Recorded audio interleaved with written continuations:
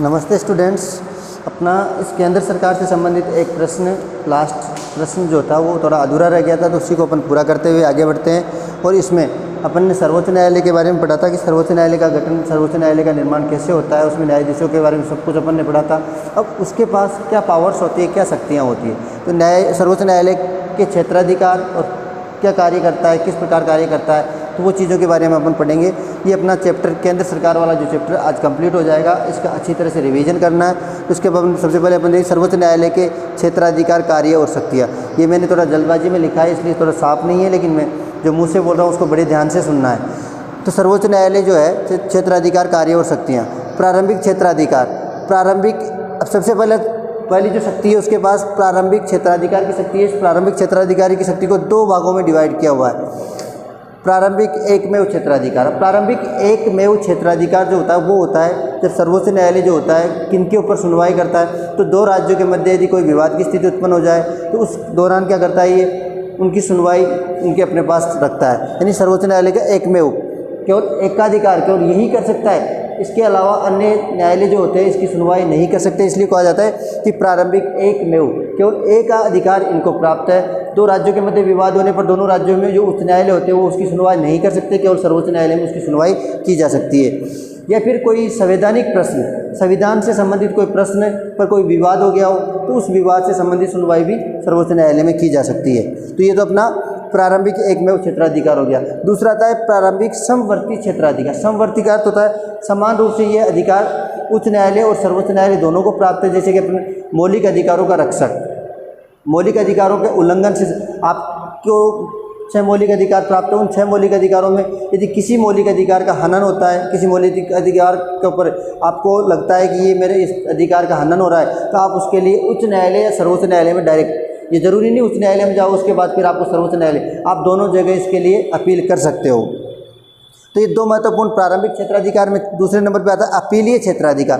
अब अपीलीय क्षेत्राधिकार 4 प्रकार का बताया गया है। अपीलीय क्षेत्राधिकार के अंतर्गत, अपीलीय के अंतर्गत अपन क्या करते हैं, यानी निम्नस्थ अदालत द्वारा उच्च अदालतों में कौन कौन सी अपील की जा सकती है उन अपीलीय क्षेत्राधिकार के अंतर्गत। तो सबसे पहले अपन बात करते हैं नंबर 1 संवैधानिक। अनुच्छेद 132 में ये बताया गया कि संविधान के अनुसार संविधान का यदि कोई विवाद हो और उसके अंतर्गत संविधान का विषय आ रहा हो तो उसकी अपील आप अन्य निम्न स्तर से उच्च स्तर पर सर्वोच्च न्यायालय में कर सकते हो। तो सबसे पहला संवैधानिक, अनुच्छेद 132 के अनुसार संविधान का प्रश्न होता है तो उसकी अपील सर्वोच्च न्यायालय में की जा सकती है। दूसरे नंबर पे आता है दीवानी।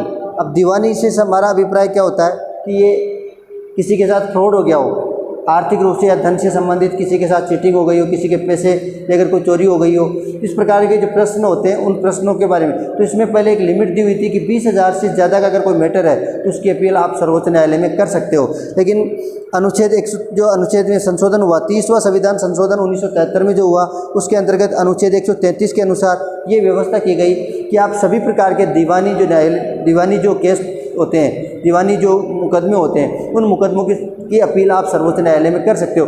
इसमें अभी कोई लिमिट नहीं है। पहले लिमिट हुआ करती थी कि 20,000 से ऊपर वाले की अपील कर सकते हो, लेकिन वर्तमान में इस लिमिट को हटा दिया गया है और आप किसी भी प्रकार के दीवानी मामले में फ्रॉड, चोरी या लूटमार, इस प्रकार के जो केस होते हैं उनकी अपील आप सर्वोच्च न्यायालय में कर सकते हो। इसके बाद में आता है फौजदारी।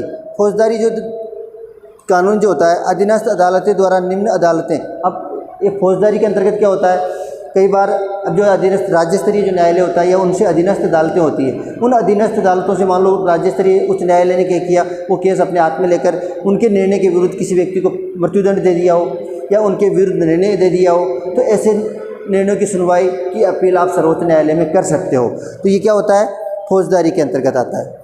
उसके बाद में आता है विशिष्ट न्यायालय। तो विशिष्ट जो क्षेत्राधिकार है उसके अंतर्गत अनुच्छेद 135 के अनुसार सैनिक न्यायालय को छोड़कर, अब इसमें विशिष्ट में कि सैनिक न्यायालय जो होता है वो थोड़ा अलग होता है। तो अपने देश के आंतरिक भागों में भारत के अंतर्गत सैनिक न्यायालय को छोड़कर जो निम्नस्थ अदालतें होती है, वो निम्नस्थ जो न्यायालय होते हैं उन न्यायालय में से किसी भी न्यायालय के केस को सर्वोच्च न्यायालय अपने यहाँ पर सुनवाई के लिए अनुमति प्रदान कर सकता है। वहाँ पर मान लो किसी भी राज्य में उच्च न्यायालय में या उनके अधीनस्थ अदालतों में कोई केस चल रहा है तो उसकी सुनवाई के लिए वो अनुमति प्रदान कर सकता है। ये विशिष्ट है। तो ये अपीलीय के अंतर्गत 4 प्रकार के अधिकार है, 4 प्रकार की शक्तियाँ हैं। उसके बाद में अपन बात करें अपील के लिए विशेष आज्ञा का अधिकार। ये अनुच्छेद 136 के अनुसार किसी भी राज्य न्यायालय जो होता है उस राज्य न्यायालय द्वारा दिए हुए निर्णय के विरुद्ध ये अपील सुनने का अधिकार रखता है, तो उसको अपील की स्वीकृति प्रदान कर सकता है। किसी राज्य स्तरीय उच्च न्यायालय द्वारा कोई निर्णय दिया हुआ है, उस निर्णय के विरुद्ध इसको अपील सुनने का अधिकार भी है।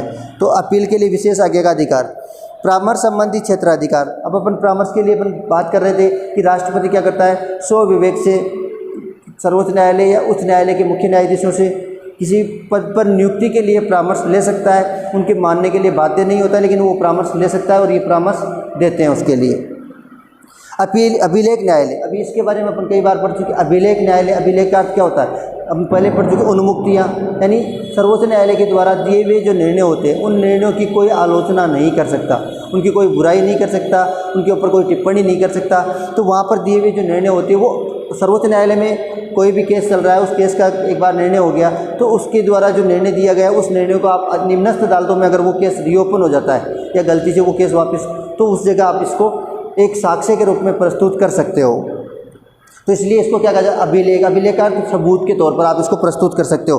और यदि किसी निम्नस्थ अदालत में अगर इसको साक्ष्य के रूप में नहीं माना जाता है तो उसके खिलाफ कानूनी कार्रवाई के तहत मुकदमा दर्ज किया जाता है और उसको दंडित करने का प्रावधान भी इसके अंतर्गत है।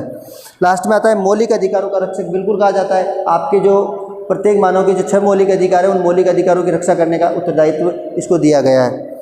संविधान का रक्षक। अब संविधान का रक्षक इसको इसलिए कहा जाता है कि सरकारों द्वारा, राज्य सरकार जो हो चाहे केंद्र सरकार हो, सरकारों द्वारा जो कानून बनाए जाते हैं, जो राष्ट्र के लिए नीति निर्माण किए जाते हैं, वो नीतियाँ यदि संविधान का उल्लंघन करती है तो उनकी जांच करवा सकता है, उनको अवैध घोषित करने का अधिकार भी ये रखता है। इसके अंतर्गत एक छोटा सा प्रश्न है, वो कई बार पूछा जाता है, तो न्यायिक पुनरावलोकन की शक्ति क्या होती है। न्यायिक पुनरावलोकन यानी इसको ये विशेष अधिकार प्राप्त है कि राज्य सरकार और केंद्र सरकारों द्वारा न्यायिक पुनरावलोकन अनुच्छेद 131 और 132 में ये बताया गया है कि केंद्र सरकार हो चाहे राज्य सरकार हो, उनके द्वारा बनाए हुए जितने भी कानून हैं वो कानून यदि संविधान का उल्लंघन करते हैं तो उसकी जांच का अधिकार सर्वोच्च न्यायालय के पास सुरक्षित रहता है। वो उनकी जांच करवा सकता है और संविधान के विरुद्ध मिलने पर उस कानून को अवैध घोषित भी कर सकता है। इसलिए ये अधिकार, इसको क्या कहते हैं, न्यायिक पुनरावलोकन की शक्ति के नाम से इसको जाना जाता है। तो ये आज अपना केंद्र सरकार वाला पार्ट जो है वो लगभग कंप्लीट हो चुका है। तो कल से हम स्टार्ट करेंगे राज्य सरकार, और राज्य सरकार को हम कोशिश करेंगे कल और परसों यानी 2 दिन में समाप्त कर दें। हो सकता है कोशिश करेंगे ज़्यादा से ज़्यादा। तो आपको इस चैप्टर को ध्यान से पढ़ना है, और अन्य किसी टॉपिक में फिर भी कोई समस्या हो, कोई प्रॉब्लम हो तो आप उसके लिए संपर्क कर सकते हो, फ़ोन कर सकते हो, स्कूल के नंबर पर फ़ोन कर सकते हो। धन्यवाद, नमस्कार।